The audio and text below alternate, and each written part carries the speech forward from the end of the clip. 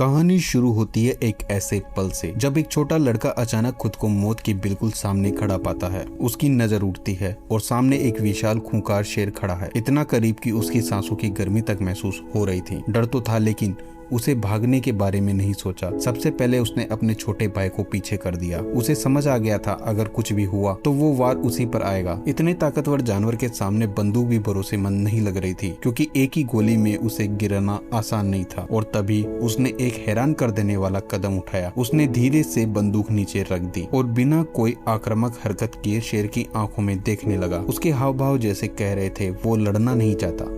अजीब बात यह थी कि शेर का उग्रपन सच में कम होने लगा। उसकी धाड़ धीमी पड़ी, चाल ठहर गई, लेकिन तभी धाएं एक गोली की आवाज ने उस नाजुक पल को तोड़ दिया। गोली चलाने वाला कोई और नहीं, उसका अपना पिता था, मगर निशाना चूक गया और यही चूक सब पर भारी पड़ गई। शेर भड़क उठा, गर्जना करते हुए वो सीधे लड़के पर झपटा। पिता ने घबराकर लगातार गोलियां चलाई, यहाँ तक कि बंदूक फेंककर भी उसे रोकने की कोशिश की, लेकिन बेकार। शेर ने लड़के को जबड़ों में जकड़ा और घसीटते हुए दूर ले गया। उस पल पिता को यकीन हो गया अब उसका बेटा नहीं बचेगा। लेकिन फिर कुछ ऐसा हुआ जो किसी तर्क में नहीं बैठता। शेर के खून की कुछ बूंदें लड़के के घाव में समा गई और उसी क्षण उसके अंदर भीतर कुछ खुल गया। एक अजीब सी प्रतिक्रिया जिसे शेर ने भी महसूस किया। अचानक शेर ठिठक गया। उसने लड़के को जमीन पर छोड़ दिया और बिना पीछे देखे चला गया। लड़का चमत्कार की तरह बच गया, लेकिन पिता की आंखों में राहत नहीं थी क्योंकि वो कोई आम पिता नहीं था, एक बेरहम गैंगस्टर था जिसके लिए कमजोरी सबसे बड़ा दोष थी।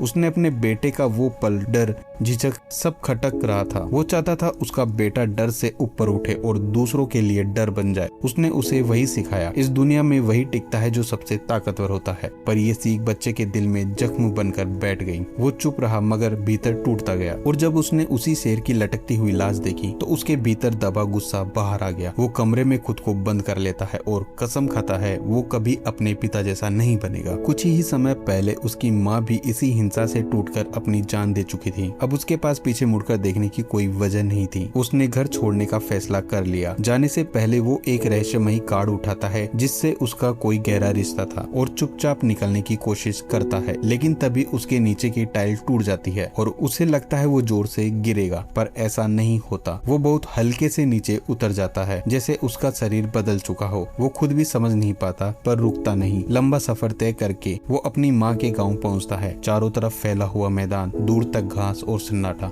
लेकिन अचानक एक डरावनी गड़गड़ाहट। वो पीछे मुड़कर देखता है और दूर धूल का गुब्बारा उड़ता दिखता है। एक विशाल झुंड जंगली भैंसों का सीधे उसकी तरफ दौड़ रहा था। इतना बड़ा, इतना घना कि बचना नामुमकिन था। छिपने की कोई जगह नहीं। वो भागना नहीं चाहता, बस खड़ा रह जाता है, आंखें बंद, सांसें थमी हुई। और फिर अविश्वसनीय होता है, पूरा झुंड उसे बिना छुए दोनों तरफ से निकल जाता है, जैसे वो उनके लिए खतरा ही ना हो, जैसे वो उन्हें समझते हो। तभी उसे एहसास होता है वो अब पहले जैसा नहीं रहा। उसके भीतर कुछ जाग चुका है। वो जानवरों की मौजूदगी महसूस कर सकता है। उसकी चाल, उसकी मंशा, उसकी ताकत बढ़ चुकी है। रफ्तार तेज हो गई है। वो ऊंची छलांग लगा सकता है, दूर की आवाजें साफ सुन सकता है। लेकिन तभी एक गोली की आवाज गूंजती है। वो फौरन पैर पर चढ़ता है और दूर कई 100 मीटर पर शिकारियों को देख लेता है। वो उन्हें रोकने दौड़ता है पर देर हो चुकी होती है। जमीन पर कई जानवर मरे पड़े हैं। ये नजारा उसके अंदर आग लगा देता है। शिकारी उसे डराने की कोशिश करते हैं पर इस बार वो शिकार नहीं है, वो शिकारी बन चुका है। वो जमीन से हथियार उठाता है और उन पर टूट पड़ता है। कुछ ही पलों में दोनों बेबस हो जाते हैं। वो दूर खड़े बाकी लोगों को देखता है, फिर मरे हुए जानवरों को, और उसी पल तय करता है अब वो इनके लिए लड़ेगा। समय गुजरता है और 16 साल बाद वही लड़का दुनिया का एक खौफनाक नाम बन चुका होता है जिसका निशाना कभी नहीं चूकता। अपने लक्ष्य तक पहुंचने के लिए वो कोई भी हद पार कर सकता है, यहाँ तक कि खुद को जेल में बंद करवाना भी। जेल के अंदर कदम रखते ही उसे महसूस हो गया था कि ये जगह आम नहीं है। हर कोने में डर था, हर चेहरे पर हिंसा, लेकिन उसके चेहरे पर ना डर था ना घबराहट, जैसे वो यहाँ कैद होने नहीं बल्कि किसी को ढूंढने आया हो। जैसे ही वो अपनी बैरक में पहुंचा वो थोड़ा ठिठका क्योंकि उसका रूममेट भी कोई साधारण आदमी नहीं लग रहा था। दोनों की आंखें आंखें मिली और बिना कुछ कहे ही एक चुनौती तय हो गई। मामले को शांत रखने के लिए उसने खुद ही एक शर्त रखी, 3 दिन, बस 3 दिन में वो यहाँ से बाहर निकल जाएगा और अगर 1 मिनट भी ज्यादा हुआ तो जो सजा चाहे वो भुगतेगा। रूममेट हल्का सा मुस्कुराया जैसे उसे मजा आने वाला हो। अगले दिन जैसे ही कैदियों को बाहर निकाला गया, 2 गुंडे उसके पास आए। उन्होंने साफ शब्दों में कहा, यहाँ जो भी है हमारे बॉस का है। लेकिन उन्हें नहीं पता था इस बार उन्होंने गलत इंसान चुना था। उसने बस हल्का सा हाथ उठाया और उसके अगले ही पल दोनों हवा में थे। उनकी ताकत उसकी ताकत के सामने कुछ भी नहीं थी। तभी गार्ड्स आ गए और मामला वहीं रुक गया। लेकिन ये बस शुरुआत थी। थोड़ी ही देर में उसे जेल के सबसे खतरनाक आदमी के सामने ले जाया गया। लेकिन वो डरा नहीं, क्योंकि वो उसी के लिए यहाँ आया था। जैसे ही मौका मिला उसने हमला कर दिया। सब कुछ इतनी तेजी से हुआ कि किसी को संभलने का मौका नहीं मिला। कुछ ही सेकंड में कमरा शांत हो चुका था। अचानक अलार्म बजने लगा। गार्ड्स दौड़ते हुए आए, लेकिन वो अब रुकने वाला नहीं था। वो दीवारों पर चढ़ने लगा जैसे गुरुत्वाकर्षण उस पर लागू ही नहीं होता। उसने दीवारें तोड़ी और रास्ता बना लिया। सायरन गूंज रहे थे, लेकिन उसकी रफ्तार उनसे भी तेज थी। सिर्फ 1 मिनट और वो जेल से बाहर था। लेकिन बाहर एक और खतरा उसका इंतजार कर रहा था,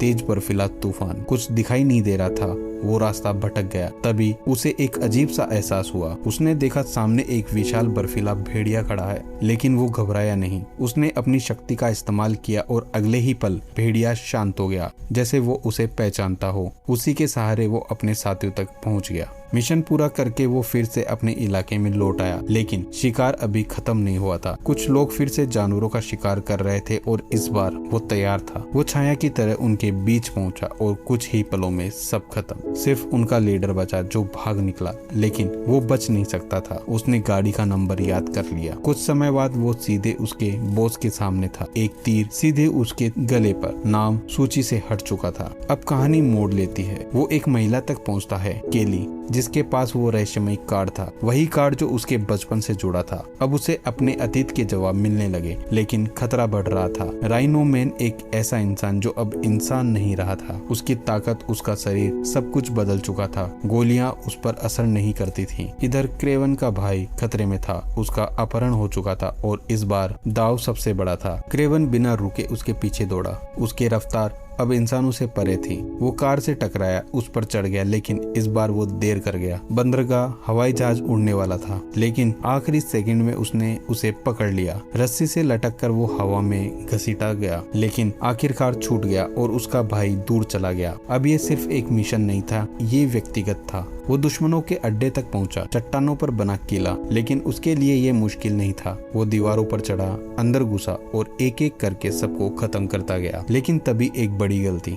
अलार्म बज गया, गोलियां चली, धमाके हुए और मलबे के नीचे दब गया। दुश्मनों ने सोचा वो मर चुका है, लेकिन शिकार अभी जिंदा था। अगले ही पल वो उसके पीछे खड़ा था। राइनो मैन सामने था, दोनों आमने सामने। ताकत बनाम रफ्तार, टक्कर इतनी जबरदस्त कि जमीन हिल गई। क्रेवन हर वार करता, लेकिन असर नहीं। राइनो मैन उसे उछाल देता बार बार, लेकिन हर शिकारी अपने शिकार की कमजोरी ढूंढता है और उसने ढूंढ ली। एक सही वार, एक सही चाल और स्टील केबल और एक भैंसे की ताकत। खेल खत्म। राइनो मैन मर चुका था। अब आखिरी सच्चाई उसका अपना पिता। सब कुछ उसी की चाल थी। उसने ही अपने बेटे को मरवाने की योजना बनाई थी। क्रेवन टूट गया, लेकिन उसने उसे मारा नहीं। जैसे ही वो गया, जंगल में एक शेर की दहाड़ गूंजी और इस बार कोई नहीं बचा। 1 साल बाद वो अपने भाई से मिलता है, लेकिन वो बदल चुका था। अब वो भी उसी रास्ते पर था और यहीं कहानी खत्म नहीं होती, बल्कि एक नई शुरुआत होती है।